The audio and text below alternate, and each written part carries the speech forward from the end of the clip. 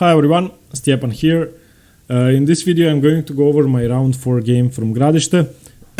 I'm sorry, and this was probably the most exciting game. This is the first time I ever sacrificed a piece in the first few moves, and I'm not sorry, I just couldn't resist the sacrifice.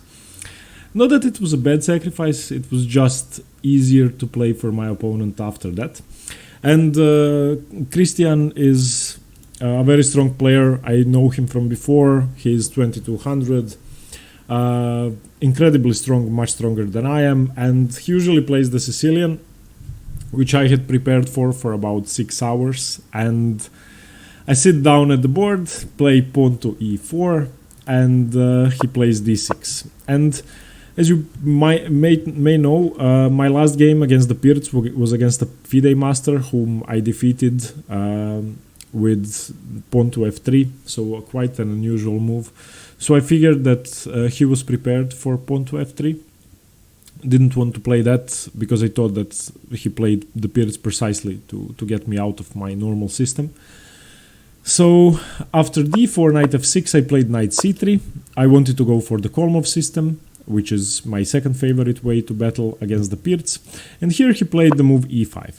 And e5 is an invitation to a positional queen exchange in which black should be slightly better. It should be equal, but it's really hard to win for white. And I think that if anybody is better, then it should be black. So takes, takes, takes, king takes.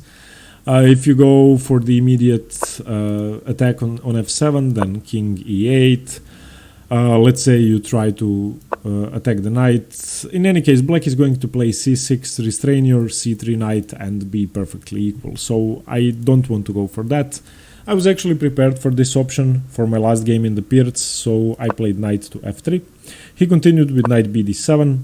I played bishop c4, which is the most active move, not the most precise move. And here he played bishop e7. And now if you want, you can pause the video. It took me about 10 or 15 minutes to calculate everything out and to decide that I am going to sacrifice. So pause the video and calculate the sacrifice by yourself if you want. When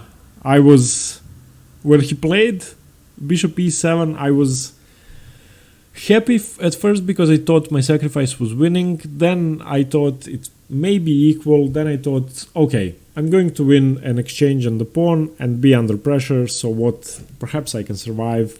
And yeah, now in hindsight, maybe I should have gone for a more positional approach. Castles, bishop e3 or bishop g5, maybe d takes e5 and stuff like that, normal moves. But I just couldn't resist. And this is my first piece sacrifice out of the opening, bishop f7 check. And the point is that after king f7, I have the move knight g5. After knight g5, the king, of course, cannot go to e6. So I'm going to get my knight to e6. And in the game, he played king g8, which is the best move. After I play knight e6, you can see that the queen has to move. The rook is under attack, and the queen will be under attack, and the c7 pawn. He doesn't have the f8 square because I can take it. He only has queen e8. And after knight takes c7, I'm going to get the exchange, or better to say a piece, a rook. So I'm going to be up an exchange on the pawn. However, this is what I calculated, and he played that, king g6. I just want to mention that after knight g5, the only move that sort of saves the position and doesn't lose the rook is king g6, but that's too dangerous. In this case, I don't play knight e6, allowing queen to g8 and knight c7, rook b8. Instead of that, after king g6, I just play h4. And let's say he plays h5, which is the best move, f4, ef4, knight e2, and his king is under so much pressure, this is already losing, as you can see. But after knight g5 check, king g8, knight e6, queen e8, I now have a decision to make. I can either, after knight takes e7, queen g6, I can either take the rook, go for the material, hang my g2 pawn, play rook f1, which I ended up playing in the game, or I can play and attack myself. And I have sacrificed a piece for 2 pawns, so that's already something. And I can castle here. After castles, he has to save the rook now. Rook b8. I can play f4. He has to take. E takes f4. Bishop takes f4. And this position is now incredibly hard for black to play. White is down material, but the engine says it's equal. And it's perfectly playable for me. If his best move is b5, then, I mean, I'm just going to take pressure on d6. He's pinning me, but I can play rook f3. And this position should be equal. In practice, better for me. Instead of that, however, after queen g6, I took the rook. And now, of course, he doesn't do something passive. Queen takes g2 tempo, rook f1, and now e takes d4. And this is what I thought was the critical position in the game. This is hard to play. The most visually appealing move, queen takes d4, fails, in my opinion, which I thought during the game, because of the very strong knight e5. And after knight e5, he is of course threatening to win my queen. He's threatening all sorts of things. I basically have to play the move f3. And after f3, I was very afraid of bishop h3, in which case I need to retrieve my queen back to f2. And I was also looking at sacrifices with knight g4. I was also, because then he gets to play bishop h4. And here after knight g4, I'm not even sure what I can play. I can play a check. Okay, let's say knight back. And now I'm not sure what I play. Bishop h4 check. You can see that it's very dangerous, and the engine for some reason survives this position after queen takes d4, knight e5, f3. He plays bishop h3, which I still should be worse after queen f2 because I give the exchange back, but it should be playable. And after let's say king f7, my knight is hanging, so I need to do something about that as well. So after rook f1, e takes d4, I thought that I cannot take the d4 pawn. And instead of that, I found what I thought was a very good move and what Christian thought was a very, very good move. I played the move queen e2. And now the point is, if he takes on c3, I have queen c4 check. And you can see that I win the bishop. So I thought that d takes c3, queen check, he's going to play d5, I'm going to take the bishop, king here. And what I missed, and what Christian missed, is that after I take on c3, my knight is hanging. He can in fact check here first. And once I move my king, he just takes my knight. This is completely winning for black.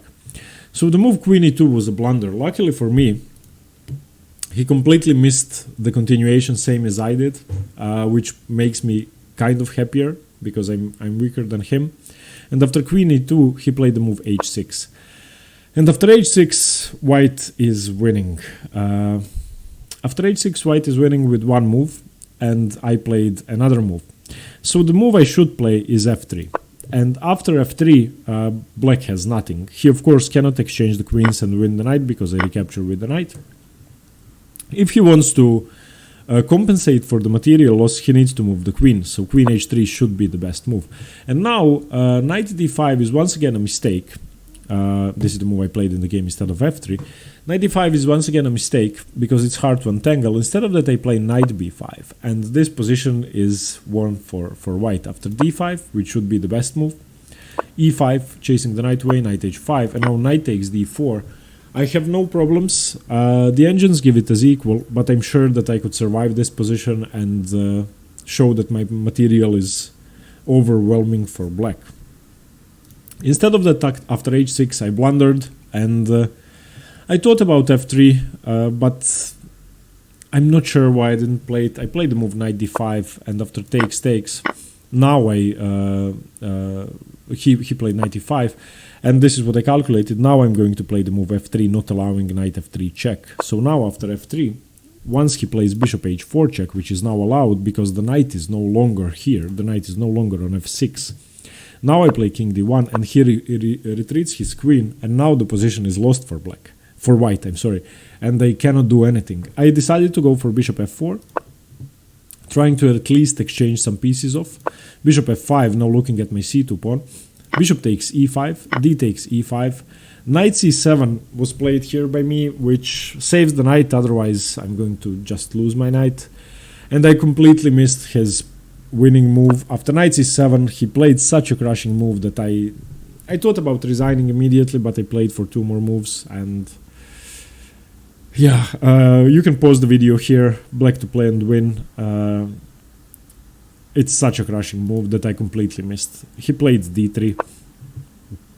After d3, of course, there's nothing I can do. I cannot take because the bishop is defending. If I take with the pawn, the bishop takes, and I lose my rook because there's no way to defend my rook. Queen g2, queen takes g2. So I basically have to move my queen. If I take on e5, which might seem appealing for some perpetual checks, then after queen g2, I'm threatened with checkmate and checkmate in a few moves, queen f1 and queen c2 checkmate. So there's nothing I can do. So after d3, I need to move my queen. I played queen d2. And here he just took d takes c2. I cannot venture out to e2. That would be losing after queen g2. So I played king c1. And here he missed the simplest win. The simplest win here was bishop g5, which actually after he played his move, because we know each other, I said, why didn't you play bishop g5? And we were still playing. I normally never, I don't think I've ever spoken during a game. But this move, I was so, it was so obvious.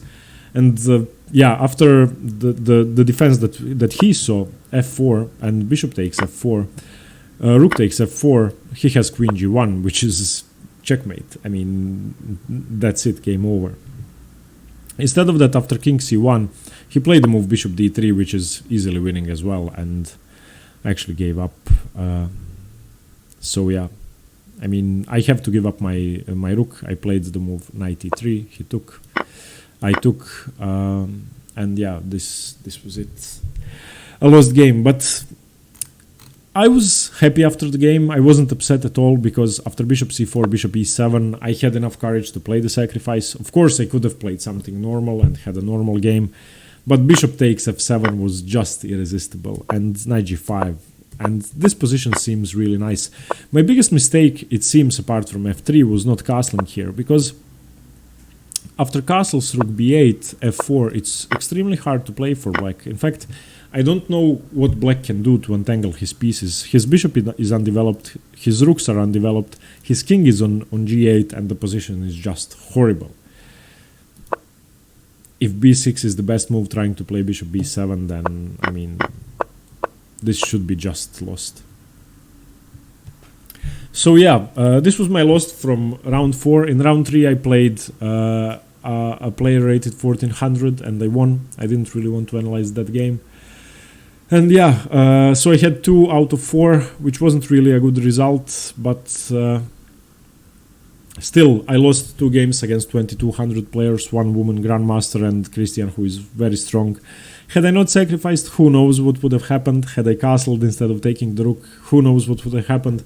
But the thing is, I never saw this opportunity for bishop f7 in the e5 Pirc. And if you play the Pirc or if you play e4, this is something to look for. And I think that if I have it next time, if I have it another time in a game, I'm just going to take on f7 and I'm going to castle and I'm going to prepare for that variation. Okay, as always, those of you who are following me on Patreon will get extra content. I'm going to actually analyze the position after castles, and I'm going to analyze the position after f3 in detail. And yeah, let me know what you think about the game. Let me know, would you have played bishop takes f7? It seems very tempting. Perhaps some of you would be able to resist it. I wasn't able. And stay tuned for more chess. Thanks very much. Bye-bye.